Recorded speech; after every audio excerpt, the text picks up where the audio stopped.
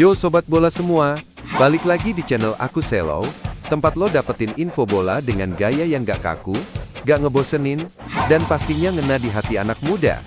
Di video kali ini kita bakal bahas klub yang secara gak langsung udah nyuri perhatian publik bola Indonesia. Siapa lagi kalau bukan Como 1907. Buat lo yang belum tahu, Como ini bukan klub biasa. Di balik jersey biru langit mereka, ada cerita menarik yang ngebuat kita fans bola Indonesia jadi punya kedekatan emosional. Dari pemiliknya, sampai pemain dan pelatih, Como sekarang punya darah Nusantara yang makin kental. Jadi, penasaran gimana cerita lengkapnya? Simak terus bro, gasken! Tapi sebelum kita lanjut ke pembahasannya, jangan lupa tekan tombol like jika kalian suka, dan tekan tombol subscribe, kemudian nyalakan notifikasinya, agar kalian tidak ketinggalan info seru lainnya. Sejarah singkat Como, 1907. Pertama-tama, kita kenalan dulu sama klub ini. Como 1907 adalah klub asal kota Como, Italia. Dekat perbatasan Swiss, dan terkenal banget sama danaunya yang cantik itu, Danau Como. Klub ini berdiri tahun 1907, makanya namanya gitu, dan sempat ngerasain main di Serie A beberapa kali, terakhir tahun 2003. Tapi setelah itu, kayak banyak klub kecil lainnya, mereka sempat bangkrut, terjun bebas ke divisi bawah, dan nyaris hilang dari peta sepak bola Italia.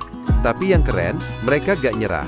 Tahun 2019, klub ini dibeli sama grup investor asal Indonesia, Yup Jarum Group lewat SNT Entertainment Ltd. Sejak saat itu, Como mulai bangkit lagi dari seri C, naik ke seri B, dan sekarang lagi serius banget ngejar promosi ke seri A. Gila gak tuh?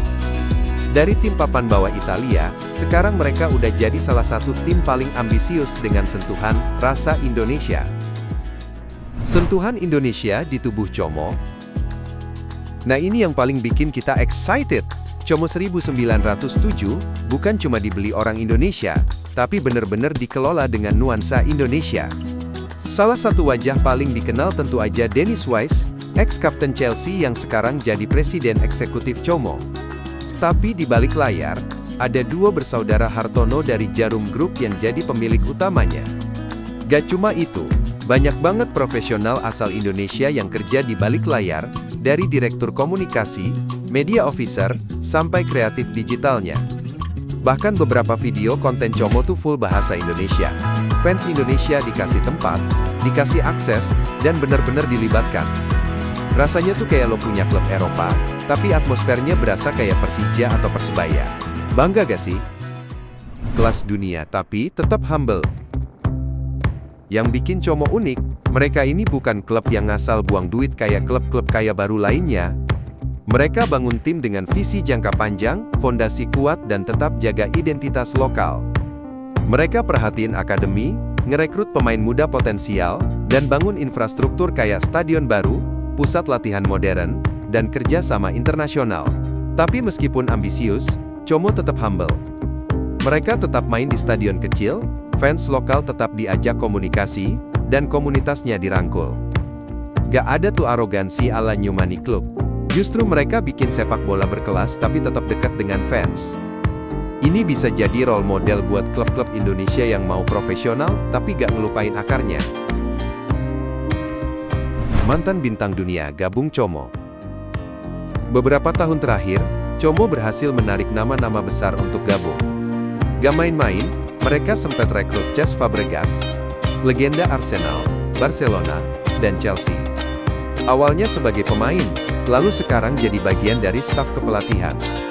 Nama besar kayak Fabregas nambah kredibilitas klub ini banget. Ada juga Thierry Henry dan Mirwan Suarso yang sering muncul bareng di konten-konten Como, nambah sentuhan Hollywood meets Indonesia vibes gitu. Bayangin aja, klub Serie B Italia yang biasanya adem-adem aja, sekarang dibahas sampai di media internasional, cuma karena mereka punya kombinasi gila. Ex-bintang dunia, plus pemilik asal Indonesia plus fans loyal, plus proyek jangka panjang, formula yang solid banget. Como dan hubungan spesial dengan Indonesia. Gak berhenti sampai di kepemilikan dan staf aja, Como juga secara aktif bangun koneksi dengan Indonesia. Mereka pernah bikin coaching klinik di Jakarta, kolaborasi konten sama influencer bola lokal, bahkan bikin campaign bahasa Indonesia di sosial media mereka. Lo buka Instagram atau TikTok Como, captionnya kadang full Indo. Bahkan mereka pernah streaming pertandingan mereka dengan komentator bahasa Indonesia. Buset, itu baru klub Eropa yang ngerti cara ngerangkul fans. Selain itu, banyak rumor juga yang ngomongin soal potensi pemain muda Indonesia yang bakal dikirim ke Akademi Como. Kalau ini beneran terjadi, bisa banget jadi jalan buat bakat-bakat muda kita masuk ke radar Eropa. Apalagi dengan koneksi Fabregas dan tim kepelatihan mereka, jalan buat pemain Indonesia bisa makin terbuka. Target gila. Promosi ke Serie A. Gak cuma gimmick, Como juga serius banget soal prestasi. Di musim 2024/25 ini, mereka lagi gaspol buat promosi ke Serie A. Mereka rekrut pemain berpengalaman dan muda yang haus menit main. Pelatihnya pun bukan sembarang orang, mereka pengen banget bawa Como naik kasta dan masuk ke kasta tertinggi Liga Italia. Bayangin deh, Como promosi ke Serie A, terus mereka tanding lawan Juventus, Milan, Inter, dan Napoli. Terus Fabregas duduk di bench, pelatihnya pakai batik, dan bendera Indonesia berkibar di tribun. Gokil gak tuh? Itu bukan cuma kebanggaan buat Como, tapi juga buat seluruh rakyat Indonesia. Karena di balik semua itu, ada semangat dan tangan dingin orang-orang Indonesia, yang bikin itu semua kejadian. Apakah Como bisa jadi gerbang pemain Indonesia ke Eropa?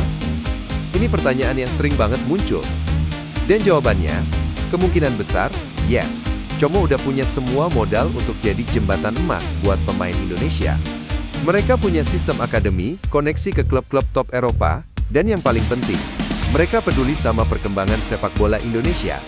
Kalau ada pemain muda kita yang jago, disiplin, dan punya mental kuat, bukan gak mungkin Como jadi pintu masuk mereka ke Eropa. Bahkan mungkin nanti kita bakal lihat Wonderkid Indonesia debut di Serie B bareng Como, dan itu bakal jadi momen bersejarah yang bikin kita semua teriak di depan TV. Branding Como, yang gak main-main. Satu hal yang layak banget kita bahas adalah cara Como nge-branding diri mereka. Klub ini bisa dibilang jago banget dalam urusan membangun citra dan ngemas sepak bola, jadi produk yang menarik.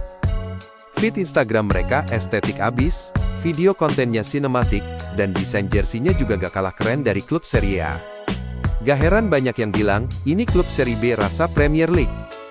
Tapi yang bikin Como beda adalah, mereka gak cuma ngincer viral, mereka juga punya pesan yang kuat. Mereka sering angkat tema edukasi, inklusivitas, sampai kampanye sosial. Bahkan di musim lalu, mereka pernah kolaborasi sama organisasi kemanusiaan buat bantu pengungsi. Ini yang bikin Como gak cuma disukai karena bolanya, tapi juga dihormati karena nilai-nilai yang mereka bawa. Reaksi dunia ke fenomena Como. Jangan salah bro. Fenomena Como ini udah bikin banyak media Eropa mulai ngelirik. Beberapa outlet besar kayak The Athletic, Goal International, sampai media Italia kayak Gazzetta dello Sport, udah beberapa kali angkat soal kiprah Como, dan keterlibatan Indonesia di dalamnya. Banyak yang awalnya skeptis, mikir Como cuma proyek bisnis sesaat, tapi makin kesini, mereka mulai sadar, wait, this club is actually serious. Apalagi pas Fabregas gabung. Itu jadi semacam sinyal ke dunia, kalau Como benar-benar punya ambisi dan rencana jangka panjang. Fans klub-klub rival di Serie B juga mulai ngelirik Como, bukan cuma sebagai pesaing, tapi sebagai fenomena baru, yang bisa ngerubah wajah Serie B. Jadi kalau lo lihat Como makin sering jadi bahan omongan di luar negeri, jangan kaget bro, karena memang mereka udah jadi global talking point. Mimpi terbesar Como main di Serie A, pemain Indonesia di line up. Nah, buat nutup narasi ini, kita harus bahas mimpi terbesar yang ada di kepala banyak fans bola Indonesia sekarang. Ngeliat Como main di Serie A, dengan pemain Indonesia di dalamnya. Itu bukan mimpi kosong bro, karena semua elemennya udah mulai kebentuk. Klubnya udah berkembang, jalurnya udah kebuka, dan eksposurnya makin luas. Coba bayangin, matchday Serie A di San Siro, AC Milan lawan Como. Terus di line up Como, ada satu nama dari Indonesia. Entah itu Marcelino, Welber Jardim, atau maybe someone new, from Garuda Select. Di pinggir lapangan, Fabregas ngasih instruksi, sementara tribun tim tamu dipenuhi bendera merah putih dan chant, Indonesia, Indonesia. Itu bukan sekadar adegan film. Kalau semuanya terus konsisten, kerja keras, dan punya dukungan penuh, baik dari manajemen, fans, dan federasi. Mimpi itu tinggal masalah waktu. Dan kalau momen itu beneran kejadian, bukan cuma sejarah buat Como, tapi juga buat sepak bola Indonesia secara keseluruhan. Itu akan jadi titik balik, momen dimana kita gak lagi cuma jadi penonton Eropa, tapi juga bagian dari ceritanya. Jadi bro and sis, Como 1907 bukan cuma klub Eropa biasa, mereka sekarang udah jadi wakil rasa Indonesia di Italia. Dari pemilik, staf, sampai misi jangka panjang, Como benar-benar punya DNA Nusantara yang kental. Mereka buktiin, bahwa sepak bola itu gak cuma soal menang kalah, tapi juga soal visi, komunitas, dan mimpi. Dan buat kita, fans bola di Indonesia, Como adalah harapan, inspirasi, dan bukti, bahwa bangsa ini bisa bersinar di mana aja. Kalau lo bangga dan ngarep Como beneran promosi ke Serie A, tulis di kolom komentar. Ayo Como, dari Indonesia, untuk dunia. Jangan lupa like, share, dan subscribe, biar channel ini terus bisa bahas info bola yang gak mainstream, tapi tetap relate sama lo.